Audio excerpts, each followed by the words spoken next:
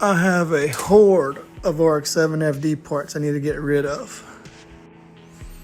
I kept a lot of spare parts just to have on hand in case I needed them, but since I haven't used them, I might as well get rid of them. A lot of these do come from the current project. I listed about as much as I could on eBay, and I do have a 100% feedback.